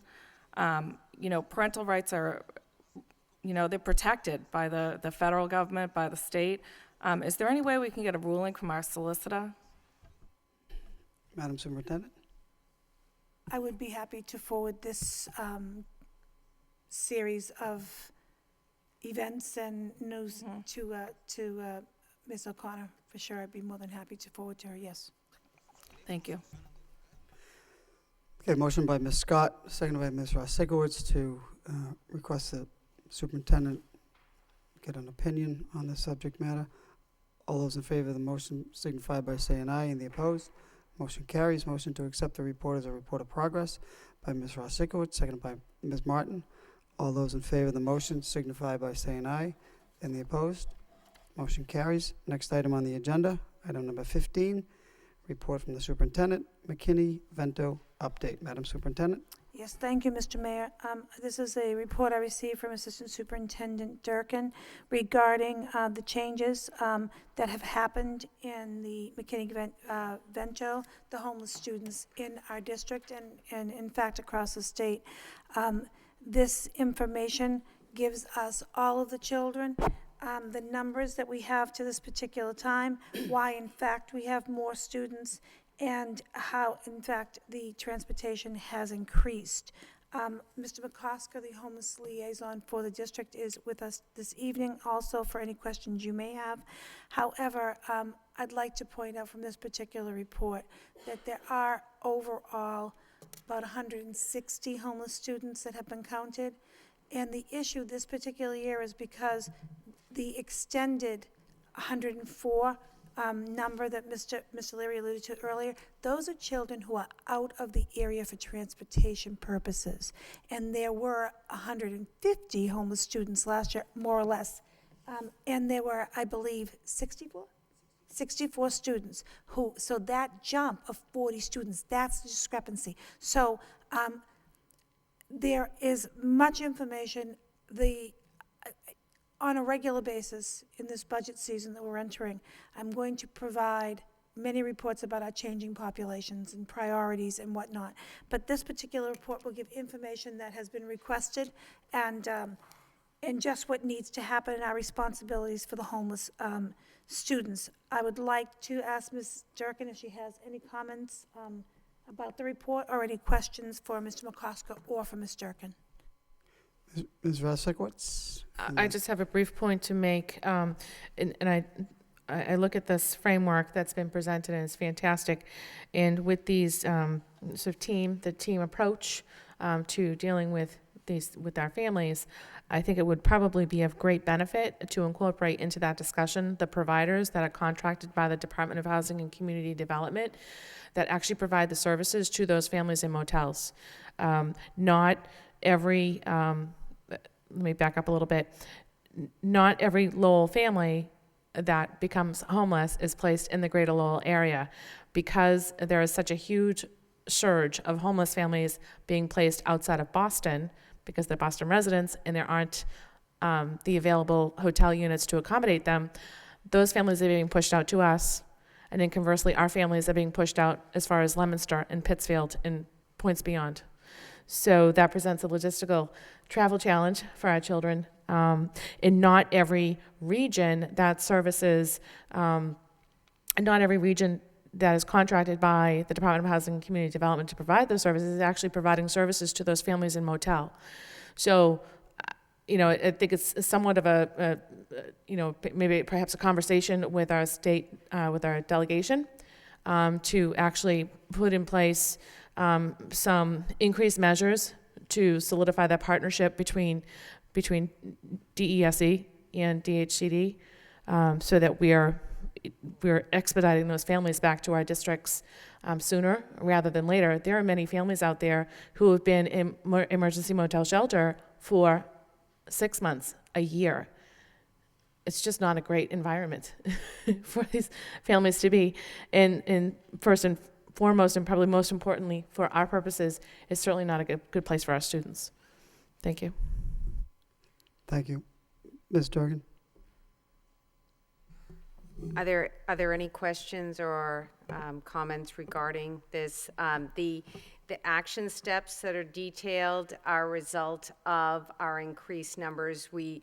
McCosker and I have met to put together a plan to speak with members of the state to talk about students who are outside of Lowell and the transportation dilemmas that we are faced with. So we have already met once with the state, and we plan to do that again. We also will put some home visits in place for our families to ascertain the status of those families, to check on families who are considered doubled up, and to see where they're at and if there are additional needs. Thank you, Ms. Durkin. Further discussion, any other questions? Ms. Scott? Just one quick question, through you, Mr. Mayor, to Ms. Durkin. How far away are we busing students from their home schools?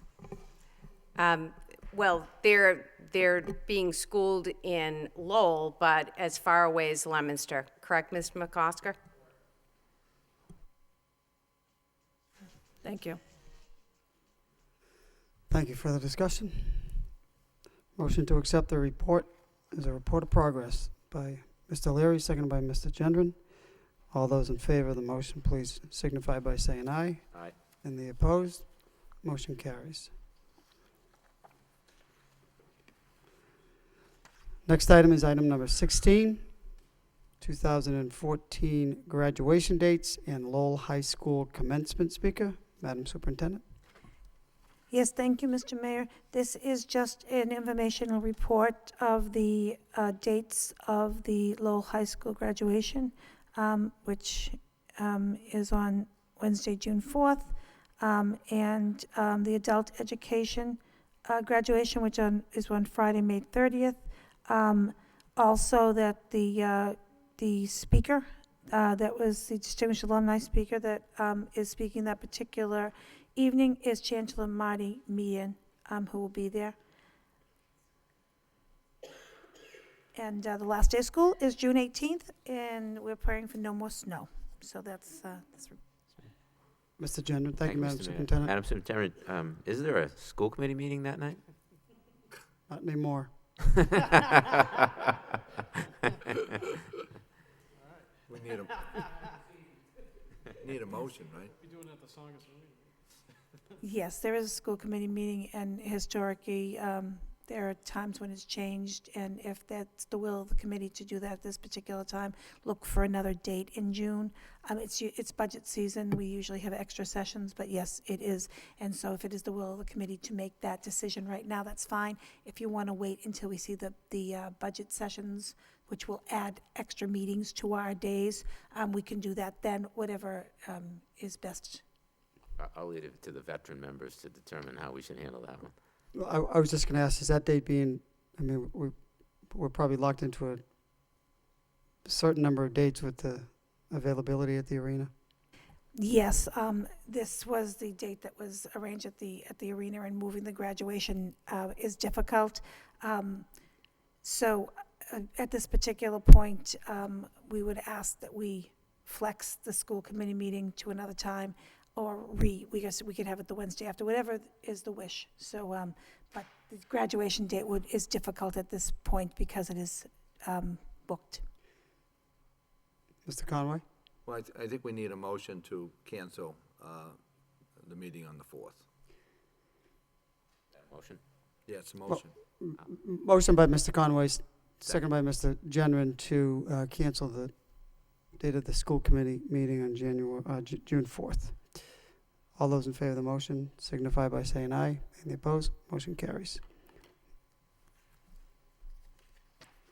Next report by the superintendent, personnel report. Madam Superintendent. Yes, thank you, Mr. Mayor. This is your monthly report that delineates the retirements, resignations, promotions, and new hires for the month. You can see that there are a great number of retirements this year, more than 30, and some very talented long-term staff are here, and we will actually, we're planning a retirement reception, as we do annually, to thank them for their service. Move approval. Motion to accept the report as a report of progress by Ms. Martin, seconded by Mr. Leary. All those in favor of the motion, please signify by saying aye. Aye. And the opposed, that motion carries. Next report by the superintendent, on the superintendent's report, early release day agenda, 2013, 2014. Madam Superintendent? Yes, the next report is to provide details to the committee of what happens and the really precious time when our children are released early from school. And this, with great assistance from Assistant Superintendent Abrams, is what the purpose of the work has been. There's been much work dedicated to new evaluation systems, making sure that we are very specific about what proficiency is and the processes. We are also working on our leaders coming together through leadership, bringing back the information. And so we wanted to make sure that you all know what is happening on those early release days that are specifically designed and carried out across the district.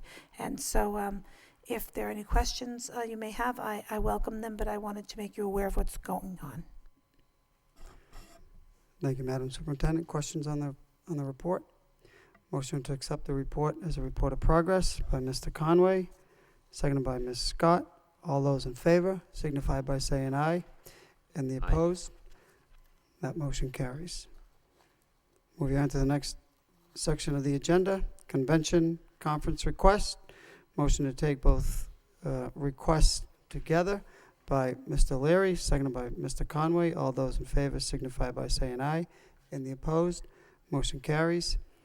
First item, Lowell High School Show Choir and Concert Band. There are 67 students, along with the Lowell High School teachers, Andre Dakota, Patricia Fitzpatrick, John McGovern, and 14 parents that have been quarried as chaperones to travel to New York during the April vacation, Tuesday, April 22nd through Thursday, April 24th. The trip costs will be covered by fundraising and students.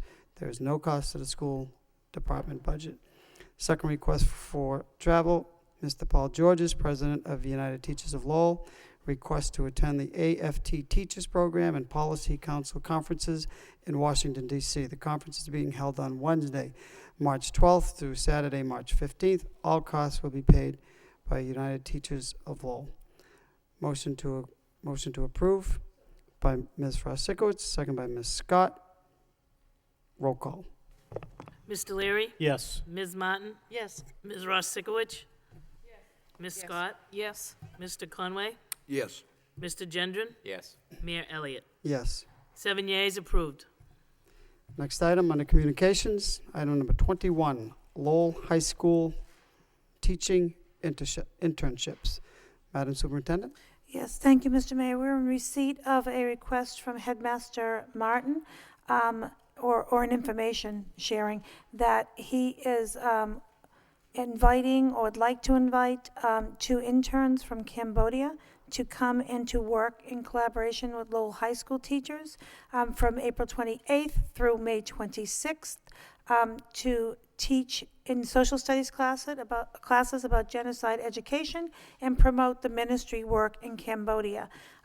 There has been much work in that country to study the genocide themselves. They have not even looked at it. Our Dr. Palachea works with the Cambodian government and as an additional thing that she does. And so now this is a sharing that we're bringing Cambodian educators here to learn about our ways of teaching, but also to bring that history to our students who are here learning about genocide in general. So.